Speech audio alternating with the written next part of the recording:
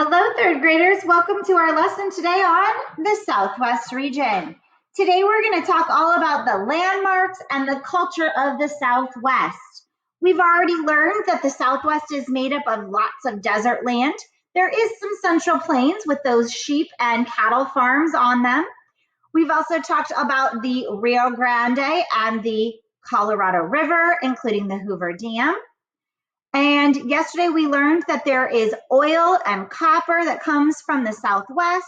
Water is used for drinking water, and we get beef from the Southwest. Let's today talk about the landmarks. What can we see if we visit the Southwest region? Grab your packet before we get started. The first thing we're going to do is look at those true-false statements so that we know what we're looking for. The first statement says United States astronauts train at the Johnson Space Center in Texas. And the second one, the Colorado Plateau is the most famous landmark in the Southwest region. Let's go ahead and read about the landmarks. The Grand Canyon is the most famous landmark in the Southwest region. There's an answer. And here is a picture of the Grand Canyon. You can see those plateaus on either side and that cut-away rock from the river through the middle of the canyon. The Grand Canyon is 217 miles long. Parts of the canyon are a mile deep and 18 miles wide. It is so deep that the top and the bottom have different weather. At the bottom of the canyon is the Colorado River, and there it is. You can see it flowing through. The river has been flowing through the Grand Canyon for millions of years. The force of the water has caused the walls of the canyon to erode or wear away over time. Many people today visit Grand Canyon National Park. The tourists enjoy hiking, riding mules on trails, rafting on the Colorado River, or just simply looking at the beautiful landforms. It is a beautiful location to go and visit. Another place you can visit is the Petrified Forest. When you go into the Petrified Forest, it's not like walking into a normal forest. It is more like walking into the desert. Petrified wood, here's a picture of it, is the fossilized remains of prehistoric trees. So trees that have been fossilized. Millions of years ago, the trees died and were covered with mud and volcanic ash. Minerals in the mud replaced the tree's living matter and eventually hardened into stone. Most of the Petrified Forest is still buried under the sand, and only some small parts have been revealed to the surf by erosion. Petrified wood found in the region is made up of almost solid quartz. Each brightly colored piece is like a giant crystal sparkling in the sunlight as if covered by glitter. The next thing we're going to talk about is the Johnson Space Center. Johnson Space Center is in charge of NASA's human spaceflight program. All of NASA's astronauts live and train at the Johnson Space Center. Underline hint. The JSC, or Johnson Space Center, also trains foreign astronauts bound for the International Space Station. The Space Vehicle Mock-up Facility allows astronauts to practice operating the 430-ton space station with a full-scale model. Astronauts practice spacewalking at the Neutral Buoyancy Lab, which is where it would be like if you are floating in space. An enormous pool that holds 6.2 million gallons of water. JSC's Mission Control Center, which is what you see here, supports, plans, and operates every NASA human spaceflight mission. Teams of engineers at Mission Control are on duty around the clock every day, keeping watch over the astronauts on the space station. So a lot of the human space flights come out of the Johnson Space Center in Texas, where our Space Center in Florida, Kennedy Space Center, launches a lot of the non-human space flights. Down here is a picture of Carlsbad Cavern. Carlsbad Caverns National Park is another popular tourist destination.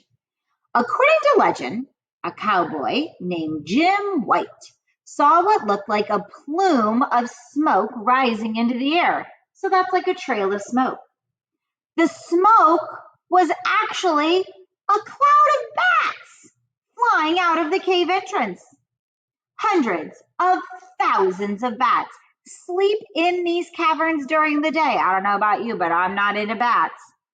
At night, they leave in a giant whirring cloud to hunt for food.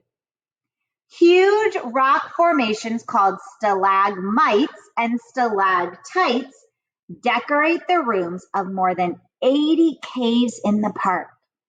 So let me give you a hint. Stalactites come from the ceiling because they have to hold on tightly so they don't fall.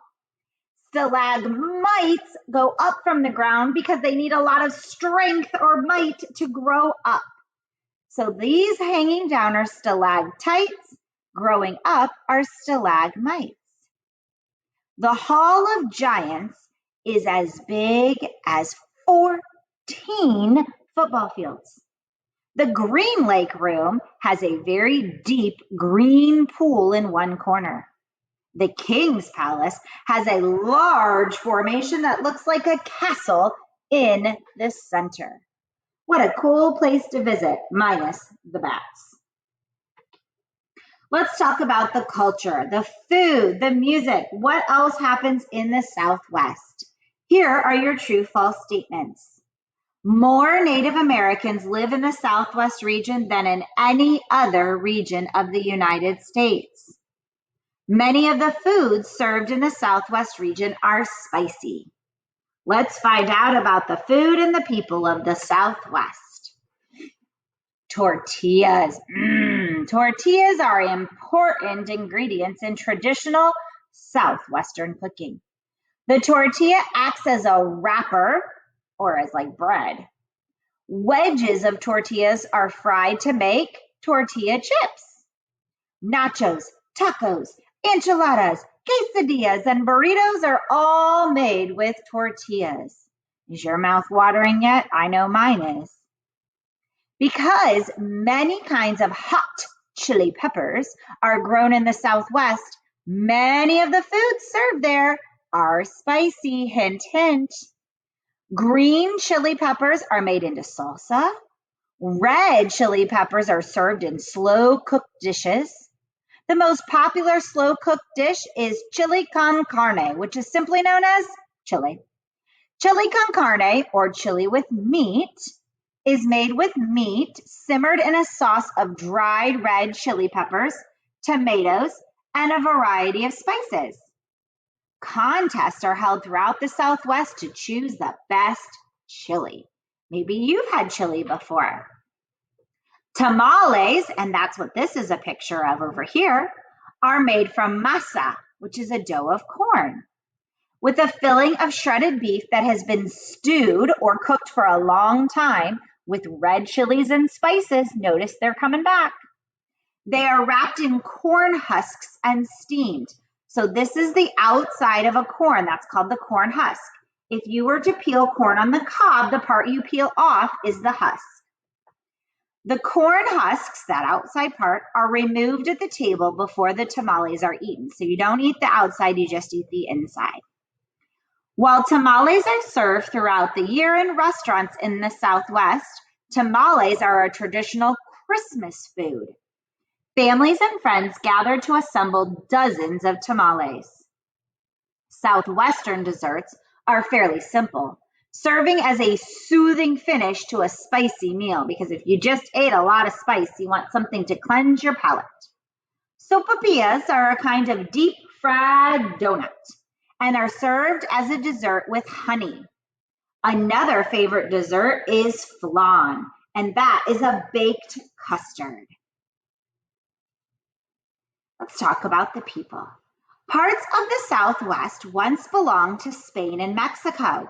And we learned about that when we read in our last book this week about how William Becknell took the Santa Fe Trail to trade, and that Spain had control over New Mexico until the United States took it back.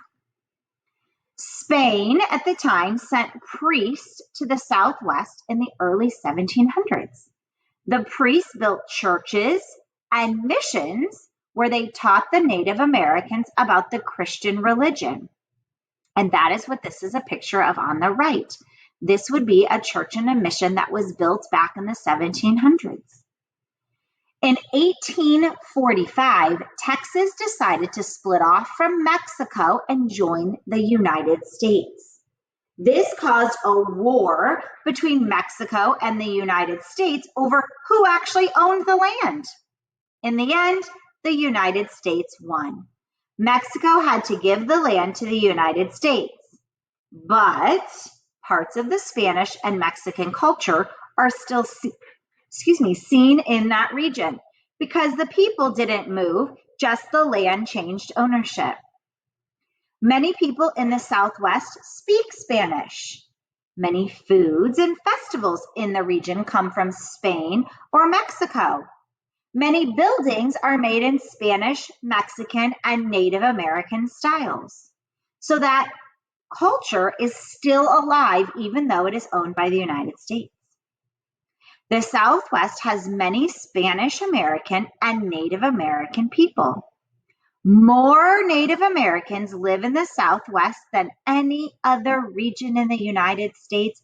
There is a true false statement. The Navajo Reservation is the home of the biggest American Indian tribe. Many of the Navajo who live there still follow their Native American traditions, while others have a little more modern lifestyle.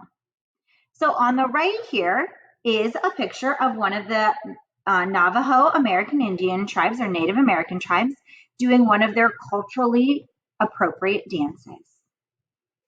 Some people live in modern homes like you and I. Other people live in traditional homes called hogans, and here is a picture of it. Hogans kind of have a dirt or mud around them to keep them cool on the inside, and then they have air pockets to escape. Other tribes in the Southwest include the Hopi, Zuni, and Apache tribes. Wow, we have sure learned a